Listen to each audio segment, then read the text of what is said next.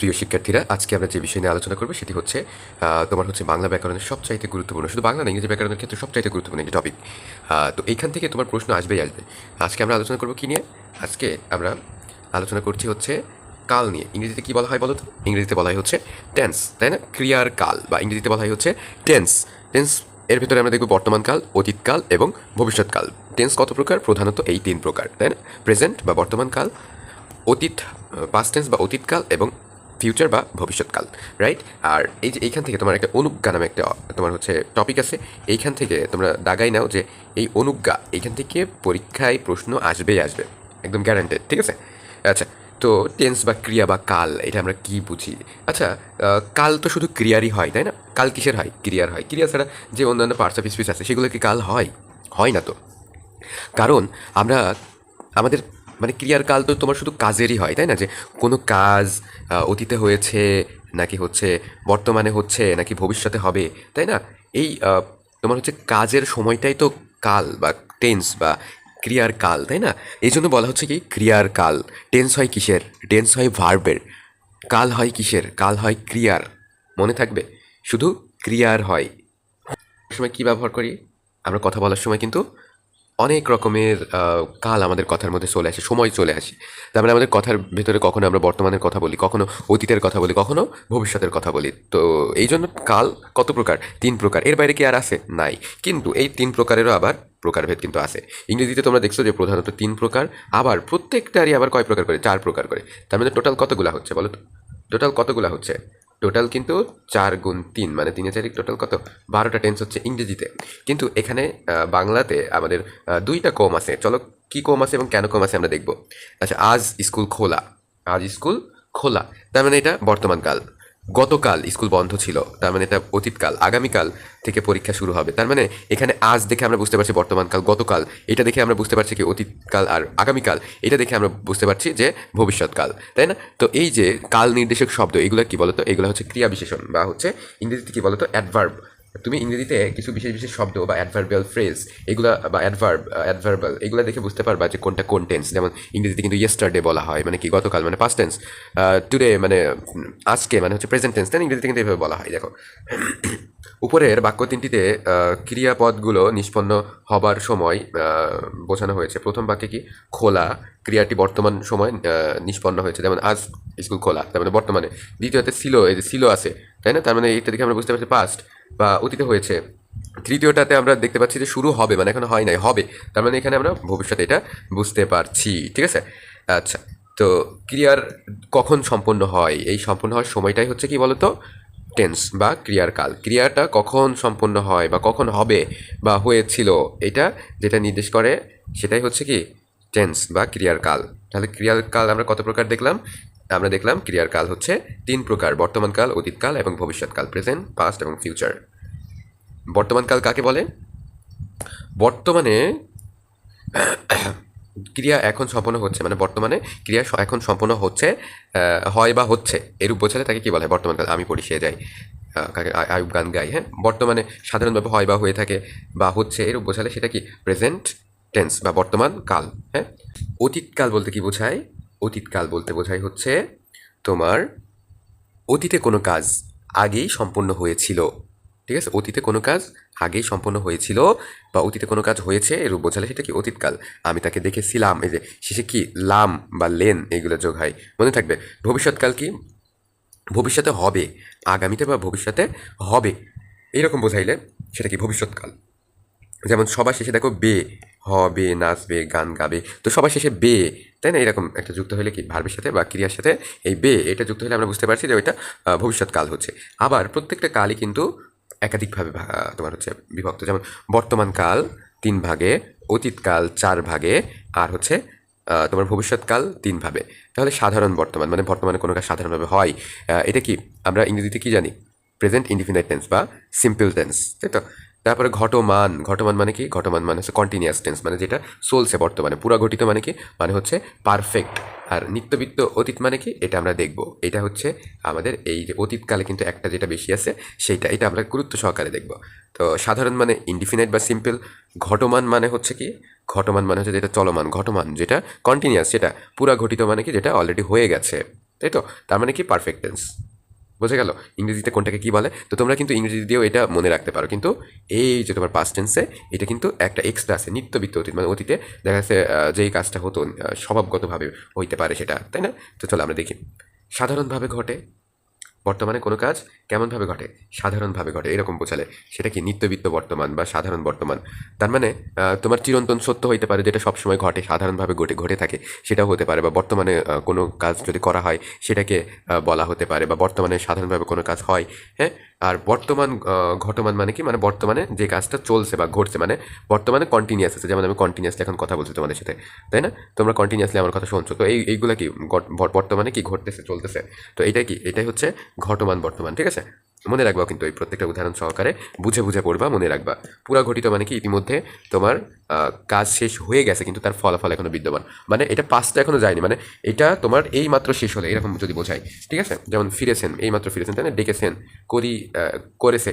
তো যখন সাধু ভাষায়, সাধু ভাষায় এটা ভালো বোঝা যায় যে আসি, আসে, আসেন, এরকম বোঝা যায় সাধু ভাষায়। ঠিক আছে, আচ্ছা।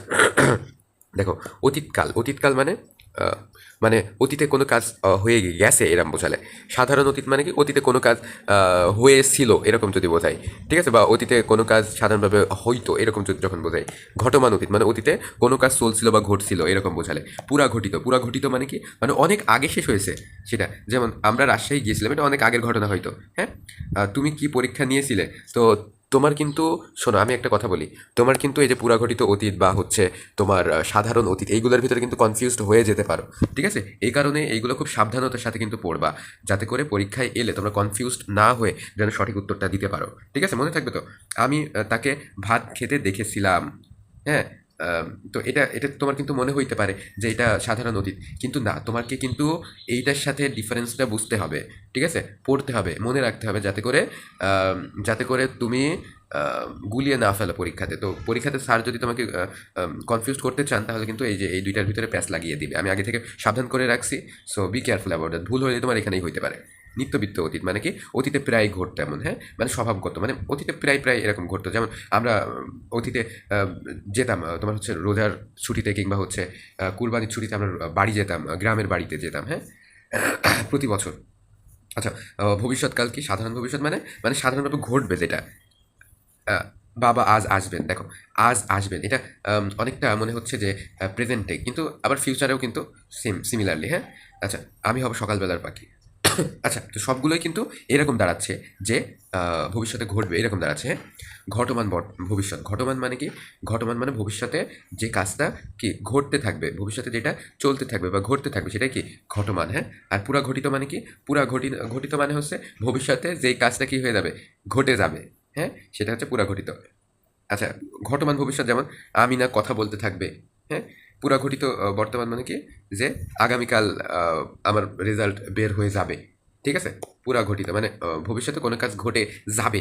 হ্যাঁ, এরকম বোঝাইতে। অনুজ্ঞা মানে কি, খুবই ইজি। অনুজ্ঞা মানে কি, এখান থেকে কিন্তু তোমার কোয়েশ্চেন আসবেই আসবে। ঠিক আছে, এই যে এখান থেকে কোয়েশ্চেন আসবেই আসবে। ফাইভ রিং দিয়ে দিলাম। হ্যাঁ, তো অনুজ্ঞা বলতে কি বোঝায়? অনুজ্ঞা বলতে বোঝায় হচ্ছে যে যেটা দ্বারা কি বোঝায়, আদেশ, অনুরোধ, আদেশ, অনুরোধ, অনুমতি প্রার্থনা, এইগুলা বোঝায়। ঠিক আছে, এইগুলা বোঝায়, এইগুলাই কি, এইগুলাই হচ্ছে অনুজ্ঞা। তো এর উপরে তোমার কিন্তু আবার পার্সনের উপর ডিপেন্ড করবে। হ্যাঁ, বর্তমান কালের অনুজ্ঞা, তোমার কাজ করো। হ্যাঁ, মানে বর্তমান কালে কোনো আদেশ, অনুরোধ, অনুমতি প্রার্থনা, এইগুলা যদি বোঝায় সেক্ষেত্রে সেগুলোকে কি বলবে, অনুজ্ঞা বোঝাবে। তাহলে অনুজ্ঞার এই মেন পয়েন্টগুলো কী কী, এগুলো কিন্তু মনে রাখবে। অনুজ্ঞা বলতে আসলে কী কী বোঝায়। ঠিক আছে, অনুজ্ঞা বলতে আসলে কী কী বোঝায়, এই সবগুলো মেন পয়েন্টগুলো মনে রাখবা। হ্যাঁ, আচ্ছা, বর্তমান কালের অনুজ্ঞার মাধ্যম ও নাম পুরুষের বিভক্তি।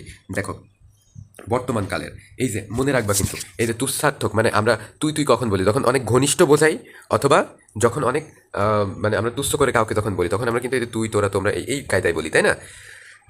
আর সাধারণভাবে আমরা তুমি, তোমার, তোমার এইভাবে বলি। আর আমরা কাউকে সম্মান দিয়ে আপনি, আপনারা, তিনি, তার এইভাবে বলি, তাই না? তুচ্ছার্থক তুই, তোর, তোরা এইভাবে বলি, মনে আছে?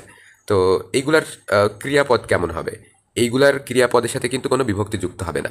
মানে যখন তুচ্ছার্থকভাবে ব্যবহৃত হবে তখন, তখন কেমন হবে, কর, যা, পা, খা, দে, এইভাবে কিন্তু তোমার ক্রিয়াপদগুলো হবে। অর্থাৎ এইগুলার সাথে, মানে তুচ্ছার্থক আমরা তখন বলি যে তুই ভালো হবি নে, তাই না?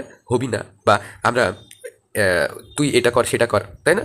মানে তুই তুই করে যখন বলি তখন কিন্তু ওই যে ভার্বটা, যে ক্রিয়াটা, ওই ক্রিয়াটার কিন্তু আমরা কি দিই না বলো তো, ওই ক্রিয়াটার আমরা কোনো বিভক্তি দিই না, মানে সেটা হয় কি শূন্য বিভক্তি, ঠিক আছে। কিন্তু আমরা যখন কাউকে তুমি তুমি করে বলি যে তুমি এটা করো ওটা করো, এখানে যাও, তাহলে কি করো যাও খাও দাও, তার মানে এখানে অ ও উক, হ্যাঁ এইগুলা হচ্ছে বিভক্তির ব্যবহৃত হয়। যেমন আমরা করো যাও খাও দাও এইগুলা বলছি। আচ্ছা আপনি এটা করুন ওটা করুন, মানে উন করুন, হ্যাঁ উন ন এ এইগুলা তোমার হচ্ছে ক্রিয়ামূলের সাথে যুক্ত হয় এই বিভক্তিগুলা।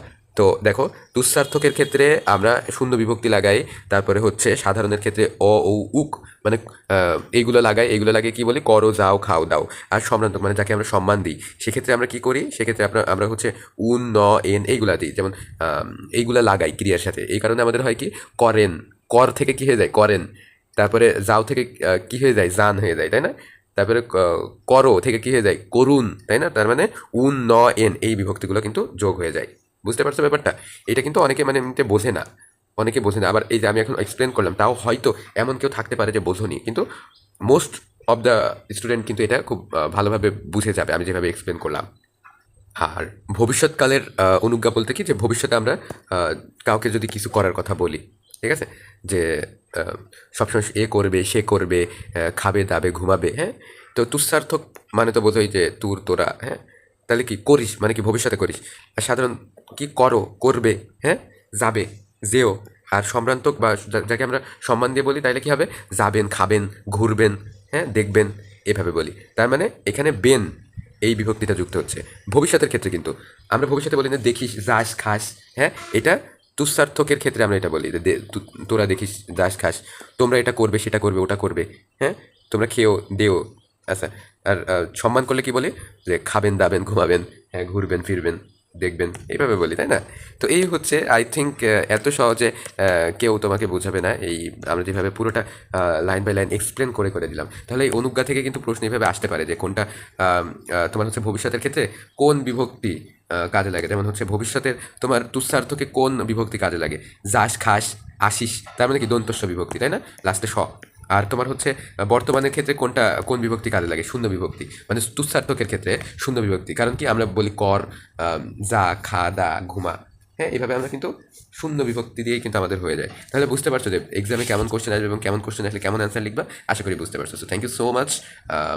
ইনশাল্লাহ তোমরা পরীক্ষাতে ভালো করবে, ভালোভাবে পড়বে, আমি যেভাবে পড়িয়ে দিলাম বুঝবে এবং নিজে নিজে পড়বে একবার।